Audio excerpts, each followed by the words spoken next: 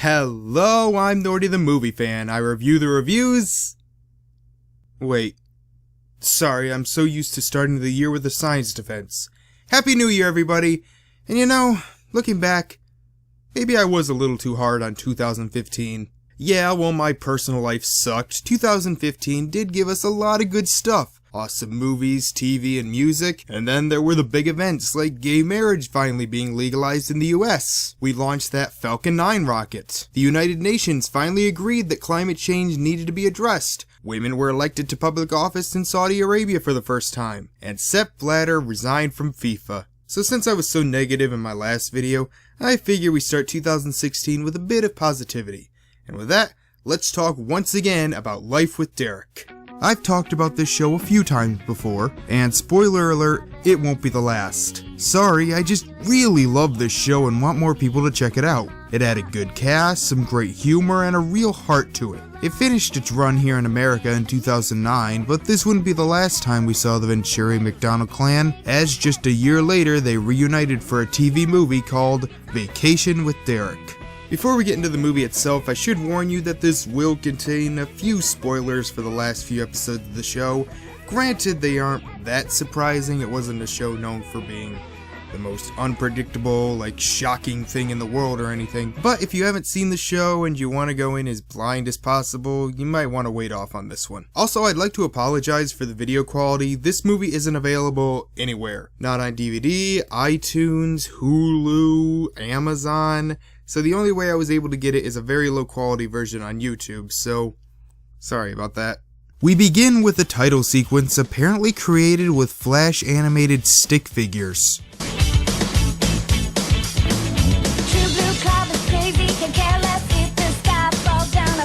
Song's okay, but personally I think this is a better fit.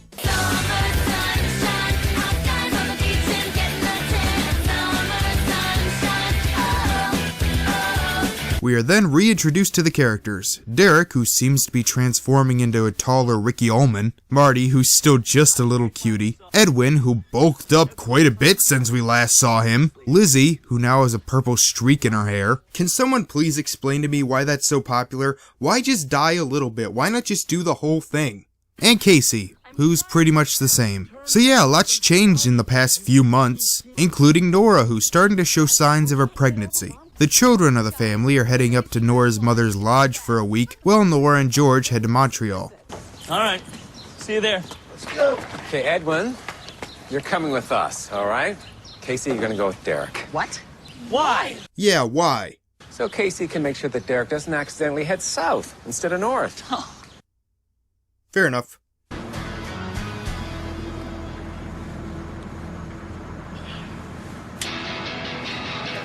Yeah, my favorite song. Stereotypical instrumental rock beat. Derek asks Casey why her grandma hates George so much, and she says that she liked her previous husband a lot more.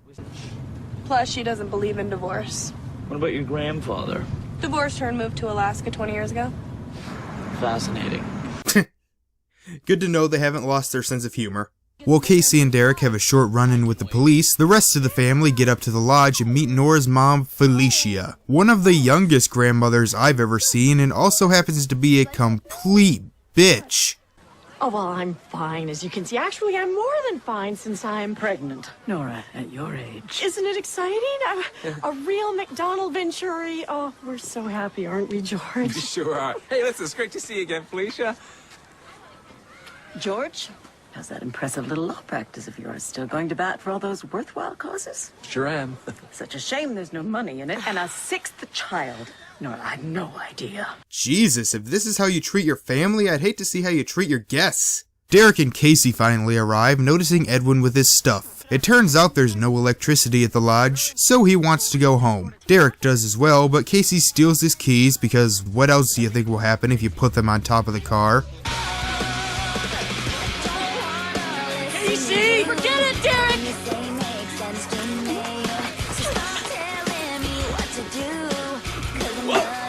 It's a hoodlum invasion. I want my keys! Did she just throw the keys in the lake? Nearly tackled my grandmother. And you threw the keys in the lake. Yeah, this is what I meant when I said her ego would often get the better of her. And now she has to drag her bag through the woods. Haha. And since they don't have enough beds, Derek takes the couch. Okay, guys. This is gonna be so much fun. Happy. Yeah, guys, it could be worse. At least you're only stuck there for a week instead of 8 months. At dinner, Casey notices one of the waiters and seems to think he's cute. That guy's cute. What guy? The guy you're staring at? What guy? There's no guy. Yeah, you better not be falling for him. I still ship you with Max. Macy all the way. They sit down for dinner and Derek starts guilt-tripping Felicia for not attending George and Nora's wedding. This causes Casey to throw a roll at him, but it hits another guest. This is another thing I really like about this show. Despite Derek's attitude, he's kinda right. Yeah, he's a dick about it, but he's right. Derek drags Casey onto the dance floor and then Felicia drags Derek away. Need a partner? I think I've embarrassed myself enough. Yeah, come on. I'm easy to follow. Don't do it, Casey. I've seen your luck with boys. It's basically the same as me when I'm ice skating. It often ends with a split and a lot of crying. It turns out that Felicia knew the boys didn't want to stay, and since she doesn't want them there, she pays for tickets home for them.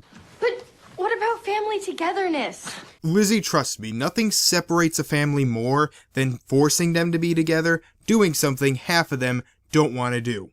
Grant thinks the Venturis are inferior to the McDonald's. Doesn't that bother you, Derek? No, don't listen to her! Listen to her! If you leave, Gran wins. Yeah! And Casey wants you to leave too.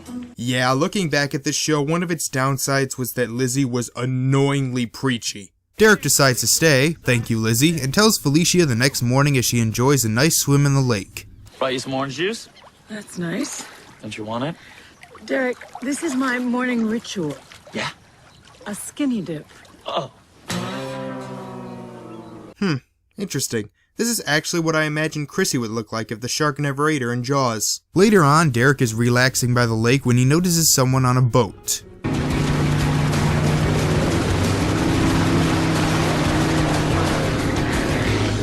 Hello. Well, good to know he got over Sally, you know, the girl he was willing to drop out of high school for. Turns out the boat is owned by a Mr. Dunbarton who wants to buy Felicia's lodge and turn it into a resort. Yes, it's that kind of movie. Derek heads over to Dunbarton's side of the lake and meets his daughter named Roxy, and I think I smell a fall in the water cliche.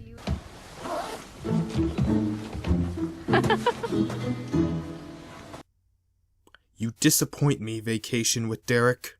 You chosen your major? I'm planning a double major in English and economics with a view to business or law. You're so different from your mother. You know, when she was your age, she actually wanted to be an actress. Really? Yes. Oh, well, thankfully, it was only a stage.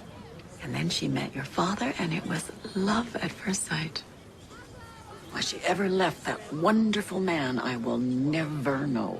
Gran, I think if you gave George a chance, you'd really like him too. I highly doubt that, especially if he's anything like his sons. Wow, you are a complete bitch. In fact, I'm adding you to my hate list. You can go right behind Wesley, Rosalind, and the entire cast of The Loft.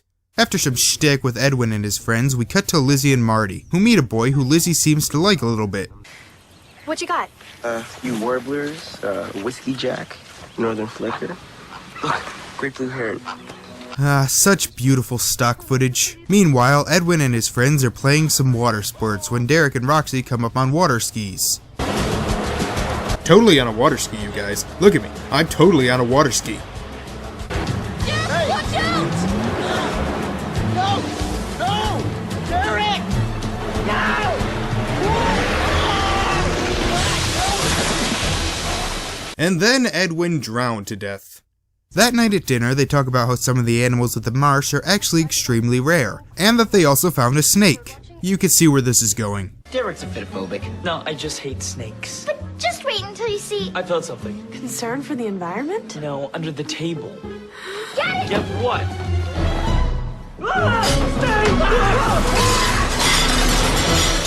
Felicia wants the boys to leave, but Derek isn't so sure he wants to.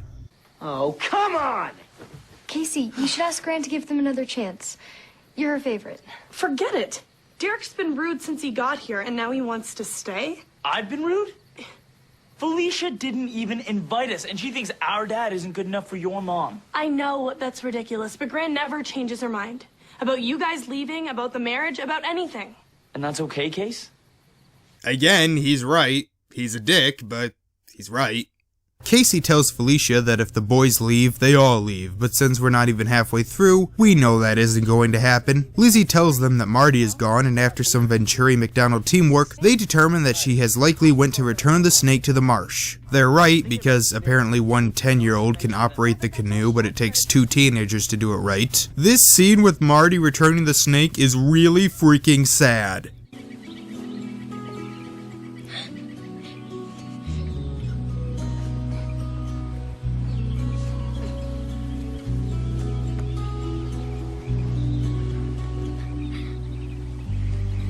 Goodbye, Mikey. Stop. Wait, remember? She manipulates people. Stay strong. The two find her and on their way back notice a man putting markers in the marsh. They return back to the lodge and... I'll tell you how happy I am to see you. Now, let's go and get those suitcases. But, Gran, And put them back in the cabin. Okay, fine, I'll take you off my hate list, but you're on thin ice, Granny. And all ends happily. Now on to movie 2. Now it's all about saving the marsh, lodge, herrings, whatever. But we have to pad the runtime with Casey dancing with the waiter and Edwin practicing his parkour because apparently this movie is set in 2005.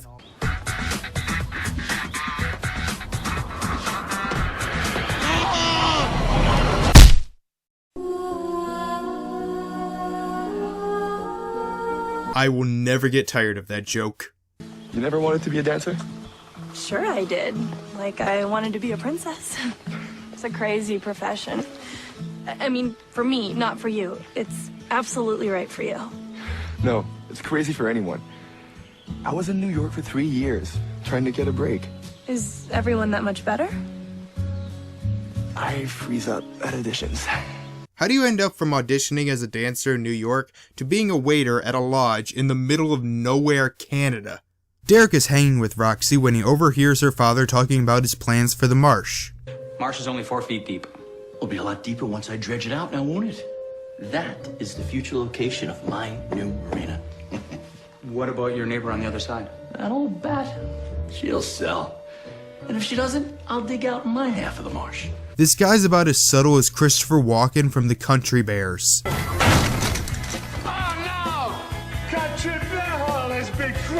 Derek lets them all know, and since Lizzie is the perfect goddess that Max Landis thinks Ray is, she comes up with an idea to hold a rally/talent show to save the marsh. All the kids are willing to help, and now we finally have a main conflict. Kid power! Kid power! No. After a good old-fashioned montage, they find some hacks, decorate, and even get the news involved. But sadly, Felicia gets some very unfortunate news. Felicia! We were just really pumped about the show. Well, you can cancel the show. I just agreed to sell the lodge to Dunbarton. I'm signing the paperwork tomorrow, so would you all just please just go to bed? You know what? I take it back. This guy isn't Christopher Walken in the Country Bears evil. He's Captain Planet villain evil. Gran, why? The town council agreed to the rezoning. Dunbarton can build whatever he wants. And I'm not gonna stay here and watch the lake I love be destroyed. And I never expected to find you partying with that crowd, Casey. For heaven's sake, stay focused on your studies. You're gonna end up just like your mother. What does that mean? On her second marriage. 5 children, another one on the way. What a bitch. Gran, how can you say that about Mom? How can you refuse to come to the wedding and then spend 4 years pretending George and his kids don't exist? George makes Mom way happier than Dad ever did, and when you cut yourself off from our wonderful family, then it's your loss. I don't care anymore. You tell her, Casey. After they fight, Casey decides to leave, believing it all to be for a lost cause, while the others try to think of what they can do. You saved me from the marsh. That makes you the do something kind of guy. Smarty, There's no secret weapon against money and power. Well, actually, there is one way. We have to fucking kill the rich.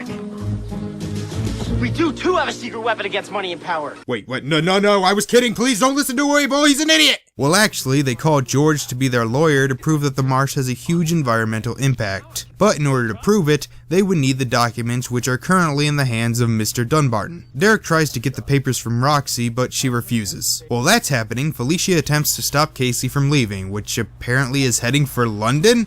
Oh wait, there is a London in Canada? Alright, she manages to get her back just as Derek returns with the bad news. What's that?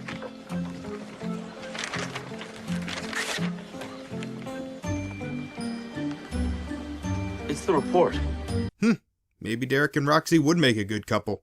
So they save the marsh and the lodge, throw their little rally. Felicia finally accepts George and his kids as part of the family. Roxy and Derek get together, I guess. And the waiter is told that he has been offered a position as they lead in a Broadway play. For you.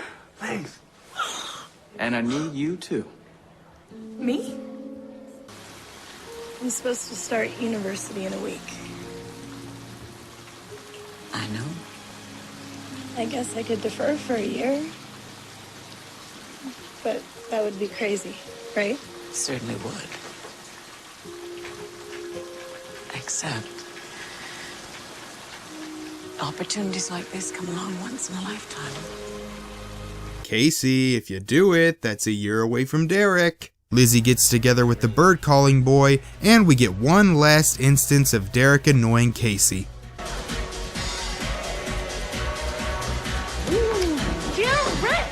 Come on, sis. Oh, Derek, you are such a pain. The vacation case? The best. Yeah. You?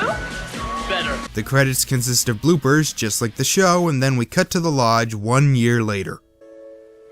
Oh, I want to hold him. No, me. Oh, fine.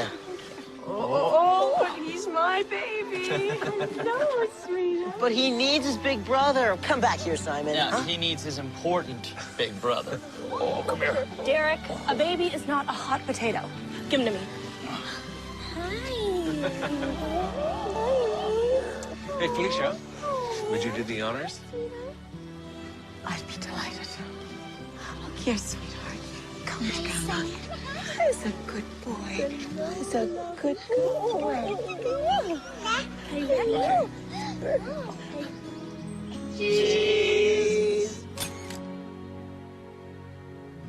So that was Vacation with Derek, and it was pretty good. It is pretty cliche and it may have too much going on in it, with some scenes feeling like filler, but the characters are still fun and likable, the acting is pretty good, it has some good comedy, some good drama, and a lot of heart. If you're a fan of the show, it's a definite recommendation. If you don't like the show, yeah, this isn't going to change your mind, but if you haven't seen it, I think they give enough information for you to get the gist of it. Although I do have one other nitpick. Where was Paul? I miss Paul. Paul was cool. Well, 2016 is already off to a pretty good start. Let's hope it will continue. Thank you all for watching, and I will see you next time. Bye.